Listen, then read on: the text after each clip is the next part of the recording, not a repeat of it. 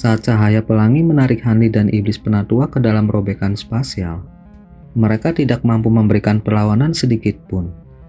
Kemudian sebuah cincin jernih terdengar dari formasi, dan lebih dari 100 garis cahaya pedang emas melesat dalam garis emas merah sepanjang 1 meter menuju robekan spasial.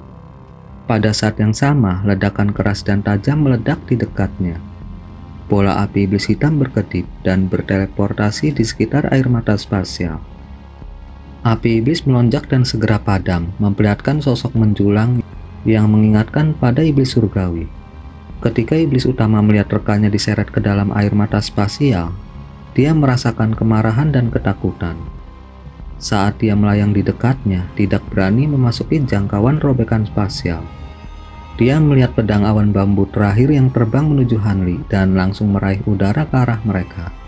Sebuah tangan iblis besar kemudian muncul di atas pedang terbang dan mengulurkan tangan untuk meraihnya. Pedang melepaskan cincin yang jelas, dan mereka segera membelok, menghindari tangan dan menembak lurus ke arah robekan spasial.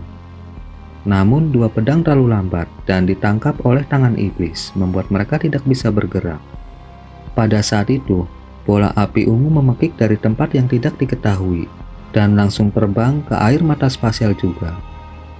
Iblis penatua raksasa tercengang dan berpikir untuk melakukan sesuatu yang lain. Ketika sobekan spasial kabur beberapa kali dan dengan cepat menyusut ukurannya sebelum menghilang tanpa jejak. Yang tersisa di dekatnya hanyalah Senior Cheng dan iblis raksasa. Iblis penatua melirik ke arah air mata spasial menghilang dan ekspresinya goyah.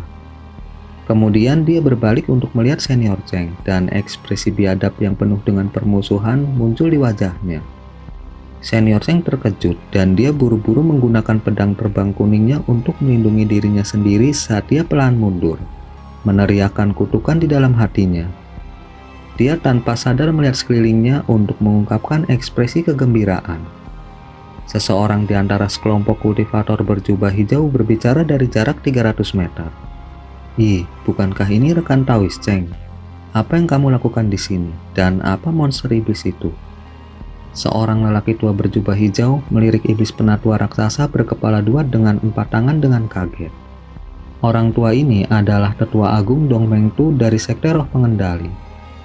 3 di belakangnya adalah kultivator jiwa baru lahirnya yang terbentuk dari roh elemental jiwa baru lahir. Itu benar, aku juga ingin beberapa jawaban. Pada saat yang sama, kata-kata suram terdengar, diikuti oleh selusin kultivator berjubah hitam, murid Sekte Roh Hantu. Pembicaranya adalah Tetua Zong dari Sekte Roh Hantu. Kedua kelompok kultivator ini melihat bahwa robekan spasial menghilang dan semuanya mengungkapkan ekspresi terkejut. Senior Cheng tersenyum pahit dan hanya bisa mengumpulkan kekuatan untuk mengatakan, "Terlalu sulit untuk dijelaskan. Mari kita berurusan dengan monster ini dulu. Berhati-hatilah, iblis ini sangat kuat. Kecerobohan sesaat akan mengakibatkan kematian." Dong Meng Tu dan Tetua Zong keduanya saling melirik dengan ekspresi bingung. Para kultivator yang mengikuti mereka kemudian segera mengepung iblis setinggi 10 meter dari kejauhan. Dua kepala hantu iblis penatua perlahan berbalik untuk memeriksa para kultivator manusia yang mengelilinginya. Salah satu wajah mencibir dan memancarkan niat membunuh yang padat. Adapun wajah lainnya, dia mengenakan senyum misterius yang mengandung jejak cemoohan. Tanpa mengucapkan sepatah kata pun, dia mengangkat tangannya ke langit dan memanggil 4 pilah cahaya hitam besar ke tangannya. Dengan gemetar samar, pilah besar mengeluarkan jeritan memekakan telinga. Ketika Senior Cheng melihat pemandangan yang akrab ini, ekspresinya menjadi tidak sedap dipandang. Pada saat air mata spasial telah menelan Hanli, dia dibutakan oleh cahaya pelangi yang cemerlang dan dipaksa untuk menutup matanya. Selain itu, hilangnya kekuatan sihir secara tiba-tiba di tubuhnya telah membuatnya pusing dan merasa sangat sakit. Jika bukan karena transformasi naga banjirnya, dia yakin dia pasti sudah pingsan. Hanli tiba-tiba merasakan kekuatan spiritual di tubuhnya bergerak sekali lagi, dan kekuatan sihirnya tiba-tiba pulih. Dengan gembira, cahaya spiritual bersinar dari tubuhnya dan dia mendapatkan kembali kendali, menstabilkan dirinya sendiri. Pada saat itu, cahaya pelangi di dekatnya berkedip beberapa kali lagi sebelum menghilang dan memperlihatkan sekelilingnya. Hani menyapu pandangannya ke sekeliling, dan tubuhnya langsung kabur, terbang sejauh 30 meter. Dia telah melihat iblis penatua tepat di sebelahnya, menyebabkan dia melompat ketakutan. Pada saat itu, Hani menyadari situasi saat ini tanpa perlu pemeriksaan. Dimensi spasial tempat mereka berada hanya selebar sekitar 100 meter, dan segala sesuatu di dalamnya jelas untuk dilihat. Banyak kekecewaan Hanli, tidak ada orang lain selain dia dan iblis penatua. Dalam sekejap dia bergerak, dia tiba-tiba menemukan bahwa ki spiritual di udara sangat padat. Ada juga beberapa ramuan spiritual dan obat-obatan yang tumbuh di sekitar mereka, serta pavilion batu dengan koridor yang tidak lengkap. Dinding dimensi spasial terbuat dari kabut abu-abu yang tidak bisa ditembus. Ruang tempat dia berada saat ini tampaknya adalah taman obat yang ditinggalkan. Hani terkejut, tetapi saat ini dia menghadapi musuh besar dan nyawanya terancam. Tak perlu dikatakan, sekarang bukan waktunya untuk menyelidiki sekelilingnya. Cahaya biru mengalir di sekujur tubuhnya. Hani dengan dingin memperhatikan iblis penatua. Dia mengepalkan tangannya, dan kilat emas mulai berkedip di sekujur tubuhnya. Pada saat yang sama, bola api ungu muncul di atasnya dan mulai berputar di sekitar kepalanya. Bola api puncak ungu dengan tergesa-gesa mengalir ke sobekan spasial setelah Hanli ditelan, sangat melegakan. Itu hampir pasti terbukti sangat berharga dalam pertempuran yang akan datang. Adapun iblis penatua, wajahnya menunjukkan keheranan begitu dia selesai memeriksa sekelilingnya. Kemudian dengan ekspresi aneh, dia tertawa kecil dan berkata, "Saya tidak berpikir akan ada sisa ruang dari Taman Roh Ether. Di ambang malapetaka saya menemukan keberuntungan besar." Iblis penatua dengan liar melolong dan kemudian berhenti ketika kepalanya dengan aneh menoleh untuk melihat Hanli. Hani dengan dingin mendengus dan lengan bajunya bergetar, menembakkan beberapa puluh pedang terbang emas keluar yang berubah menjadi pedang kabur di depannya. Tetapi yang sangat mengejutkannya, dia menemukan bahwa dia kehilangan dua pedang awan bambunya yang dimurnikan dengan esensi aura.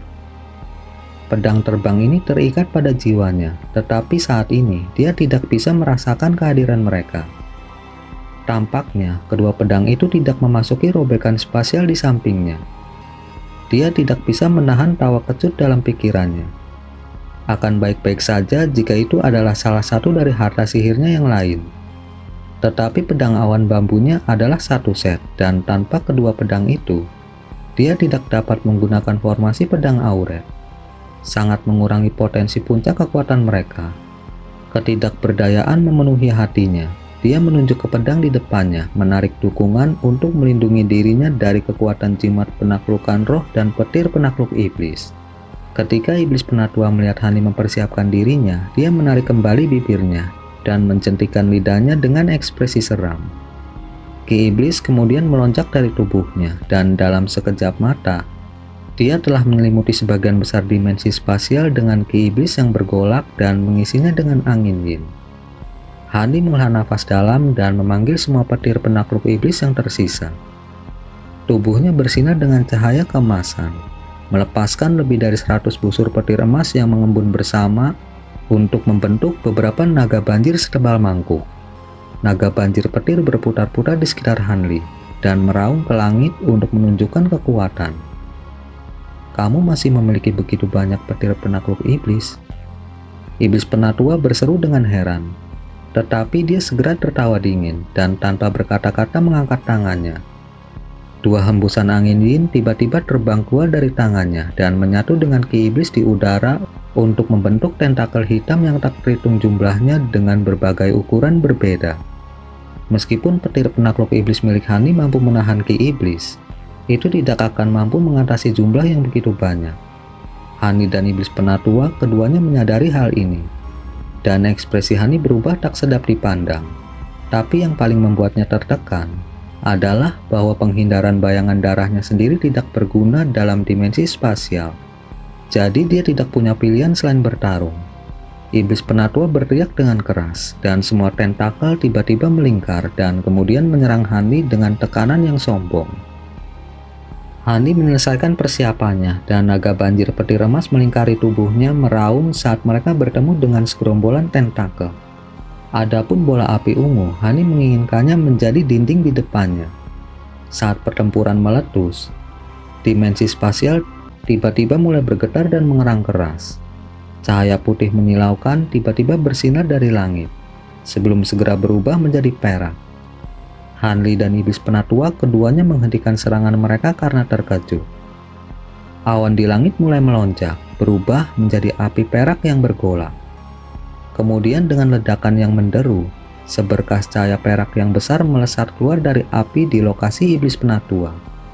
Dengan iblis penatua di tengah, pilar besar cahaya perak meletus, membersihkan semua ki iblis yang disentuhnya. Hani kemudian melihat ekspresi teror iblis penatua sebelum dibakar dengan api perak dan berubah menjadi abu. Pilar cahaya kemudian meletus dan bara perak yang tak terhitung jumlahnya membanjiri dimensi spasial, menghapus semua ki iblis yang ada. Adapun di mana iblis penatua awalnya berdiri, yang tersisa hanyalah harta sihir yang benar-benar hancur.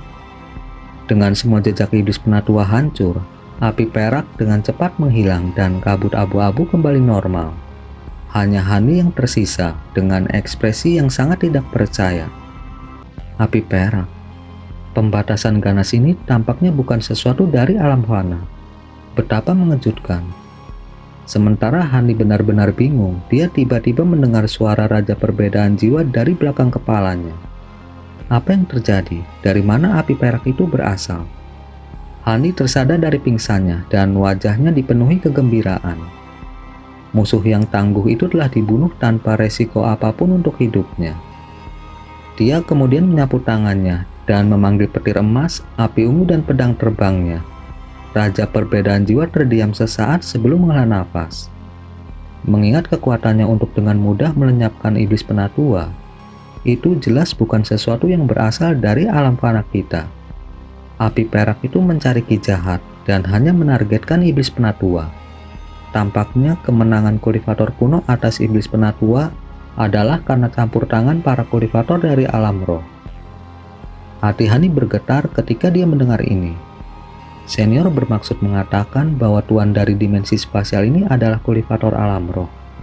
Dengan suaranya yang penuh emosi, Raja Perbedaan Jiwa berkata, "Itu benar. Ini seharusnya menjadi reruntuhan salah satu taman roh ether yang terkenal dari zaman kuno. Saya mendengar bahwa di masa lalu, kultivator yang sangat kuat mampu menarik dukungan dari beberapa harta untuk membuka dimensi spasial kecil untuk menumbuhkan obat-obatan spiritual menggunakan ki spiritual yang jauh melampaui dari alam fana. Kebun-kebun ini mengkhususkan diri dalam menumbuhkan segala macam tumbuhan spiritual langka. Namun ada beberapa kecelakaan yang tak terduga, dan semua taman roh ether menghilang tanpa jejak. Dan kultivator masa depan tidak lagi dapat menemukannya. Saya tidak berpikir bahwa lembah Devil Fall memilikinya. Namun, taman roh ether khusus ini tampaknya telah hancur karena suatu alasan. Ini seharusnya hanya sebagian kecil dari aslinya." Taman roh ether, aku pernah melihat rekamannya sebelumnya. Tapi aku hanya menganggapnya sebagai rumor. Saya tidak berpikir mereka benar-benar ada.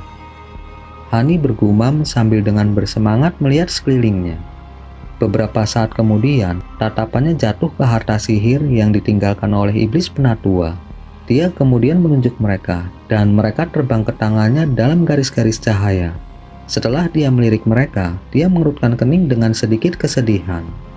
Harta karun ini telah dirusak oleh ki iblis, dan sepenuhnya dibersihkan oleh api perak.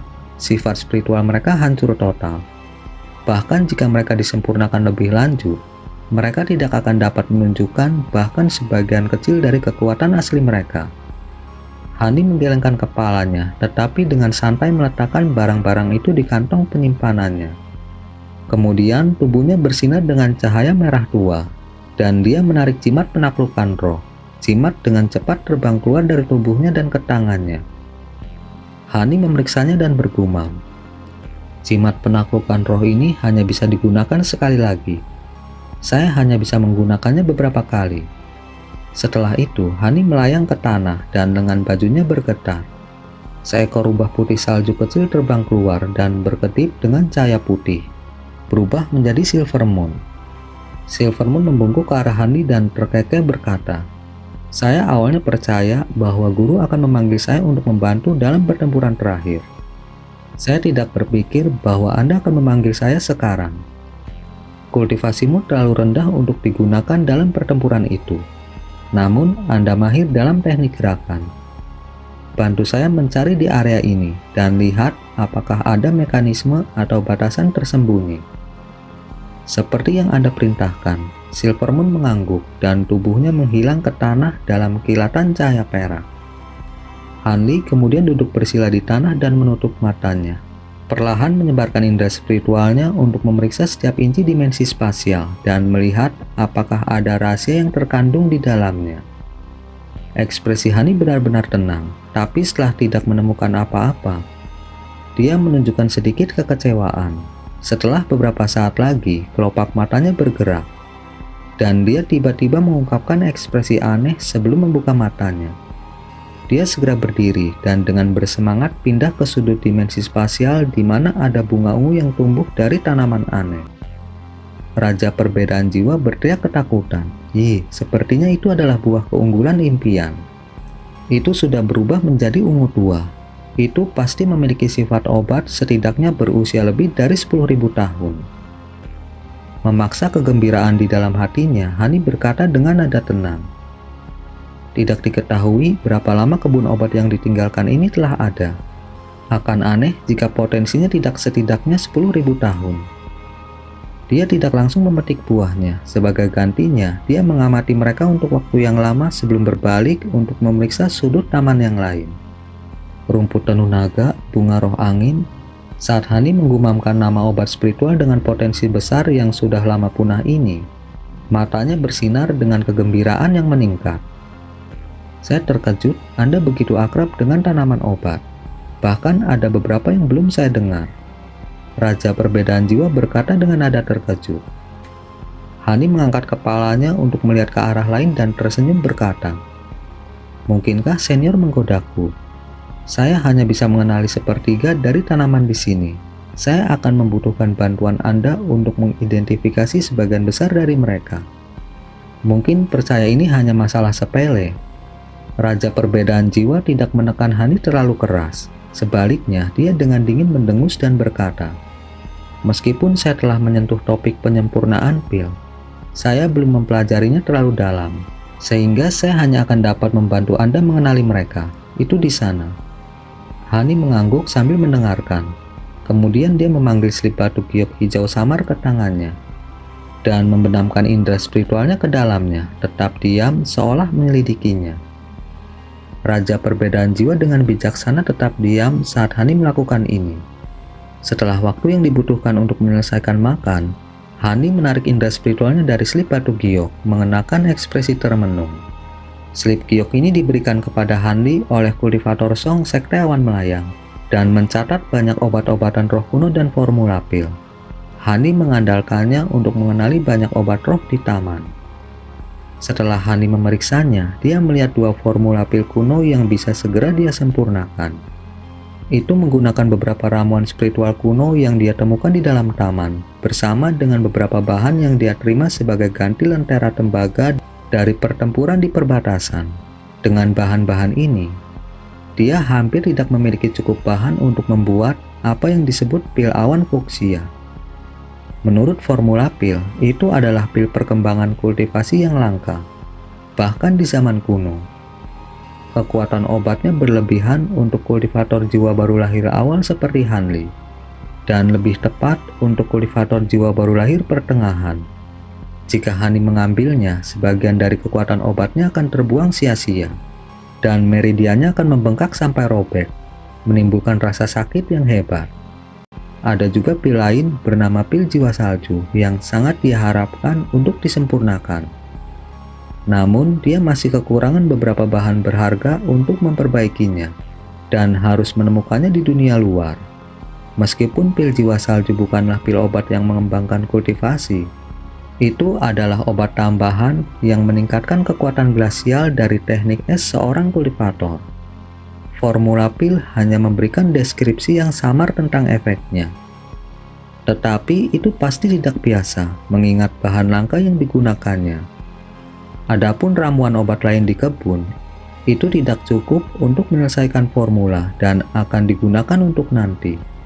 Pikiran Hani terus berputar tentang bagaimana dia bisa menggunakan ramuan obat ini, dan dia tidak bisa tidak menjadi pusing. Meskipun Hani telah disibukkan sejak dia memasuki tahap jiwa baru lahir dan tidak pernah memiliki kesempatan untuk memasuki pengasingan untuk waktu yang lama untuk kultivasi, pemikiran untuk mencari obat kultivasi yang tepat dan kesempatan untuk mengasingkan diri selama bertahun-tahun telah ada di pikirannya untuk sementara waktu. Tampaknya usahanya telah membuahkan hasil sekarang karena sebuah kesempatan muncul dengan sendirinya. Jika pil awan fuksia sama ajaibnya dengan yang dijelaskan, itu akan mampu mendorongnya ke puncak tahap awal jiwa baru lahir. Setelah itu, dia bisa mencoba menerobos kemacetan ke tahap pertengahan jiwa baru lahir. Selain itu, beberapa dari ramuan obat ini dapat ditanam kembali ketika dia kembali, dan dia dapat mematangkannya lebih lanjut dengan menggunakan cairan hijau, membuat lebih banyak pil awan fuksia. Adapun pil jiwa salju, mereka juga agak berguna bagi Hanli. Api es surgawi dan api puncak ungu miliknya adalah kemampuan glasial, dan pil itu cocok untuk meningkatkan kekuatan mereka. Dengan rencana tentatifnya selesai, Hani menghela nafas panjang dan wajahnya menunjukkan ekspresi kebahagiaan yang langka. Jika semuanya berjalan sesuai rencana, bahaya yang dia hadapi di lembah Devil Falls serta hancurnya berbagai harta dan bonekanya tidak sia-sia. Satu-satunya hal yang membuatnya cemas adalah hilangnya 2 pedang awan bambu yang diresapi dengan esensi aura. Tapi karena kedua pedang itu adalah harta sihirnya yang terikat secara pribadi, dia tidak perlu takut mereka direbut oleh orang lain, karena mereka akan terikat padanya selama dia bernafas. Paling buruk, dia harus menghabiskan sedikit usaha untuk menemukan mereka, dan seharusnya tidak terlalu sulit. Seandainya Hani tahu bahwa pedang terbangnya telah jatuh ke tangan iblis penatua, pikirannya tidak akan sesantai ini. Kemudian tanpa berpikir lagi, Hani menampar kantong penyimpanannya dan mengeluarkan lebih dari selusin kotak batu giok dengan berbagai ukuran, menggantungnya di udara di depannya. Hani kemudian mulai dengan hati-hati memilih ramuan roh. Setelah dia selesai menggali satu tanaman dengan akarnya, dia meninggalkan sisanya sendirian dan perlahan-lahan berjalan melintasi berbagai bidang tanaman.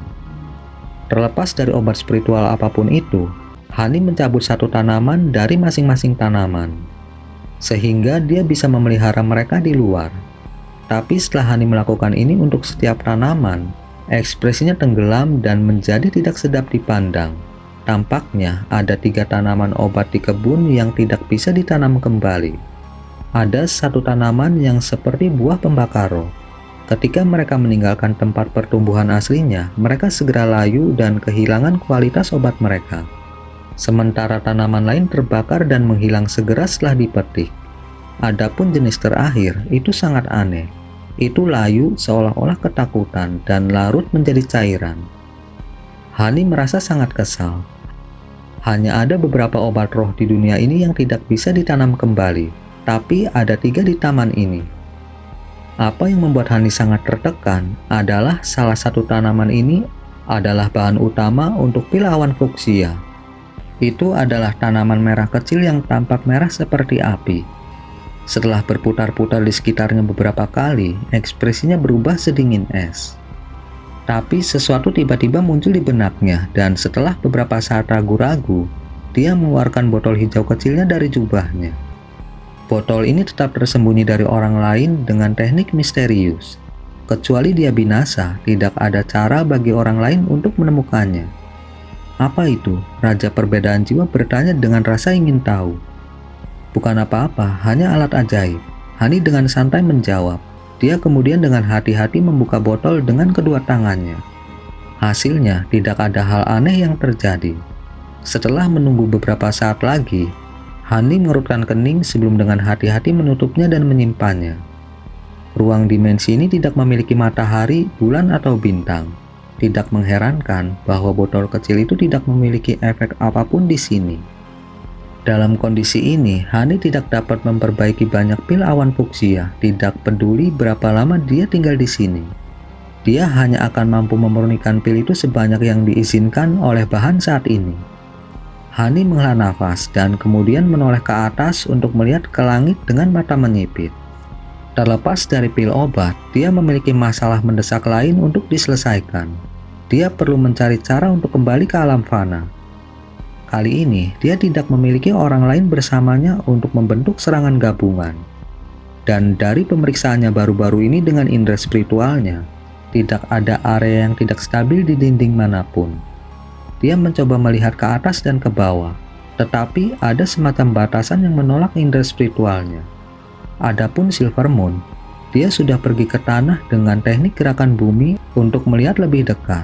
Yang tersisa hanyalah pergi dan melihat apa yang ada di atas di awan kelabu.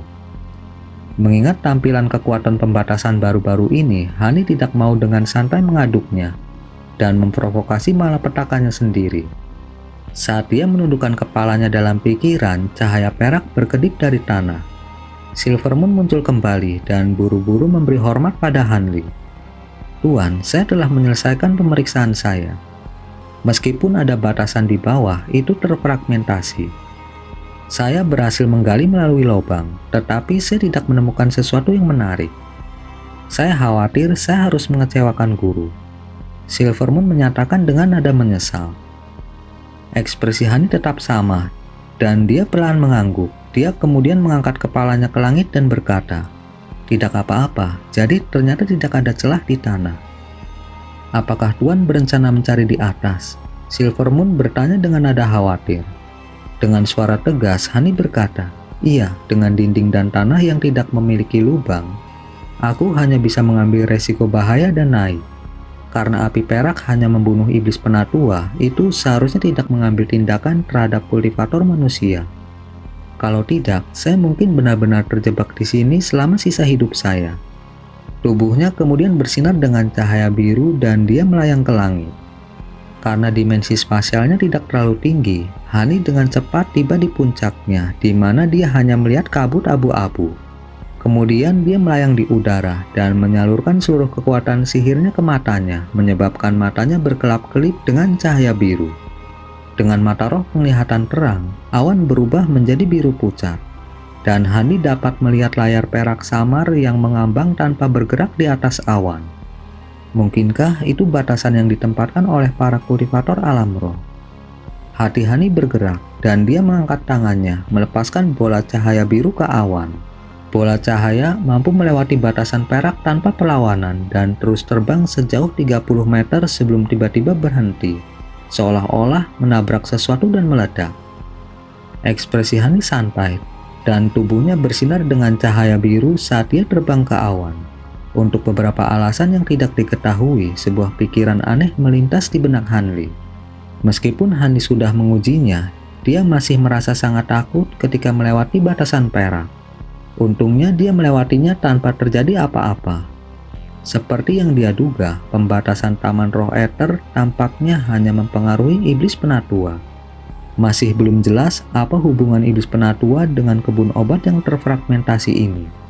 Setelah dia melewati batasan, Hani merasakan gelombang kelegaan dan memanfaatkan sepenuhnya indera spiritualnya dan mata roh penglihatan terang untuk menyapu setiap inci dari langit-langit selebar 100 meter, tetapi tidak menemukan apapun. Setelah tenang dari kegembiraannya mendapatkan ramuan obat, Hani tahu bahwa dia telah menghadapi masalah besar. Dia melihat ke bawah pada batasan layar perak yang berkilauan, dan ragu-ragu sebelum memutuskan untuk membiarkannya sendiri untuk saat ini. Kekuatan api perak yang luar biasa masih segar dalam ingatannya, dan dia tidak ingin memprovokasi bahaya yang mengakhiri hidup. Hani memeriksa langit 2 kali lagi dan menghela nafas. Dengan wajah kecewa, dia akhirnya melayang kembali ke tanah. Hani tanpa ekspresi berkata, "Saya tidak menemukan apa-apa. Tampaknya ruang ini benar-benar tertutup. Tidak ada celah untuk dimanfaatkan." Kekhawatiran memenuhi suara Silver Moon. "Kalau begitu, bukankah kita terjebak di sini? Kita akan membutuhkan kemampuan untuk merobek ruang, kemampuan yang hanya dimiliki oleh kultivator tahap transformasi dewa." Ketika Hani mendengar ini, kerutan di dahinya semakin menjadi. Tiba-tiba matanya berkedip, dan dia berjalan ke salah satu dinding ruang. Silver Moon menatap kosong sebelum mengikutinya. Ketika Hani tiba sekitar 10 meter dari dinding, lengan bajunya bergetar tanpa sepatah kata pun, melepaskan puluhan pedang terbang dalam garis-garis emas. Kemudian dia menyerang mereka dengan segel mantra dan memadatkannya menjadi pedang emas sepanjang 3 meter di atas kepalanya. Dia mengangkat tangannya dan menunjuk ke pedang. Dalam gemuruh guntur, kilat emas keluar dari pedang dan menghantam dinding. Dia membuka mulutnya dan meludahkan sepotong api ungu. Itu mengenai tubuh pedang dan api ungu dan cahaya kemasan terjalin, meningkatkan kekuatannya dengan rantai guntur yang berurutan. Hani dengan lembut berteriak dan pedang besar itu mulai berputar di udara. Itu berubah menjadi garis emas dan ungu sebelum memotong ke dinding dalam serangan sengit. Dalam gema yang keras, bola cahaya yang menyilaukan meletus dan seluruh dimensi spasial bergetar. Hani buru-buru membentuk mantra tangan dan garis itu kembali di depannya. Kemegahannya memudar untuk mengungkapkan bentuk aslinya sebagai pedang besar. Cahaya yang menyilaukan itu berangsur-angsur memudar dan Hani menyipitkan mata untuk mengamati dinding dengan cermat. Di belakangnya, Silvermoon mengungkapkan ekspresi kesedihan. Dia melihat bahwa serangan itu tidak meninggalkan bekas sedikit pun di dinding. Setelah melihat ini, tatapan Hani berkedip saat dia tenggelam dalam pikirannya. Hehe, anak muda, itu hanya akan berhasil dalam mimpimu. Raja Perbedaan Jiwa berkata dengan nada malas. Oh, sepertinya senior tahu cara keluar. Saya akan menghargai bimbingan Anda. Alih-alih marah, Hani menjawab dengan nada bahagia. Raja Perbedaan Jiwa mengejek dan berkata, jika kamu ingin keluar, kamu harus terlebih dahulu memikirkan bagaimana kamu memasuki tempat ini. Apakah kamu benar-benar percaya bahwa serangan antara kamu dan iblis penatua adalah satu-satunya alasan robekan spasial itu terbuka dan membawa kamu ke sini? Senior bermaksud mengatakan. Dengan terkejut, Hani berbicara dengan ragu-ragu. Ini sangat sederhana. Dimensi spasial sisa ini hanya berhasil hampir tidak terus ada setelah terbelah dari bentuk aslinya. Setelah bertahun-tahun berlalu, itu telah dibawa ke tepi kehancuran. Seperti yang Anda lihat, serangan Anda ke dinding telah mengguncangnya. Dan dari apa yang saya baca dari catatan kuno, warna kuning abu-abu dari dinding adalah tanda bahwa dimensi spasial tidak stabil. Sepertinya tabrakan antara seranganmu dan iblis penatua mengenai titik terlemah dari koneksi dimensi spasial ke dunia fana, membelah robekan spasial ke tempat ini. Titik terlemah, Silvermoon dan aku sudah mencari di setiap sudut dinding, tapi aku tidak melihat sesuatu yang aneh. Raja Perbedaan Jiwa mengejek dan berkata, bodoh, titik terlemah dari ruang ini bukanlah di dinding. Itu mungkin terletak di antara keduanya. Dan karena ketidakstabilan robekan spasial, kemungkinan titik lemahnya terus mengembara. Jika Anda mencarinya dengan benar, seharusnya tidak terlalu sulit untuk menemukannya. Suatu tempat di antara, Hani mendapat wahyu tiba-tiba. Karena kultivasinya terlalu rendah untuk memahami dimensi spasial, pengetahuannya tidak dapat dibandingkan dengan Raja Perbedaan Jiwa. Dengan mengetahui itu, dia segera mulai mencari. Hani memejamkan matanya dan menyebarkan indera spiritualnya mencari melalui setiap titik di dalam ruang. Setelah waktu yang dibutuhkan untuk menghabiskan secangkir teh, dia menemukan apa yang dia cari. Tubuhnya mulai bersinar dengan cahaya saat dia terbang ke pavilion batu di tengah dimensi saku. Cahaya kemudian memudar dari tubuhnya dan matanya berkilat biru saat dia melihat ke atas pada area setinggi 20 meter. Tempat itu tampak benar-benar kosong, tetapi Hani dapat melihat titik samar cahaya biru melalui matanya. Itu hanya seukuran sebutir beras, dan dia bisa merasakan fluktuasi ki spiritual yang hampir tak terlihat darinya. Hani tampak senang, dan setelah berpikir sejenak, dia membalik tangannya dan memanggil pedang crimson kecil ke tangannya. Apa? Kamu ingin menggunakan pedang itu? Raja Perbedaan Jiwa dipenuhi dengan nada yang aneh. Tepat sekali. Saya sudah tahu, bahkan jika saya menemukan titik lemah, serangan dari harta sihir saya sendiri tidak akan cukup untuk merobeknya. Sehubungan dengan kekuatan penghancur, pedang iblis darah akan menjadi yang paling kuat, jadi saya akan mencoba ini. Raja Perbedaan Jiwa mendengus dan berkata, saya menyarankan Anda untuk tidak menyia-nyiakan kekuatan Anda. Hanya dengan serangan gabungan dari diri Anda yang berubah dan iblis penatua, Anda dapat membuka air mata. Apakah Anda percaya hal yang sama bisa terjadi sekarang? Satu-satunya pilihan yang Anda miliki adalah buru-buru memasuki tahap pertengahan jiwa baru lahir dan menggunakan jimat dan pedang iblis darah untuk merobek titik terlemah.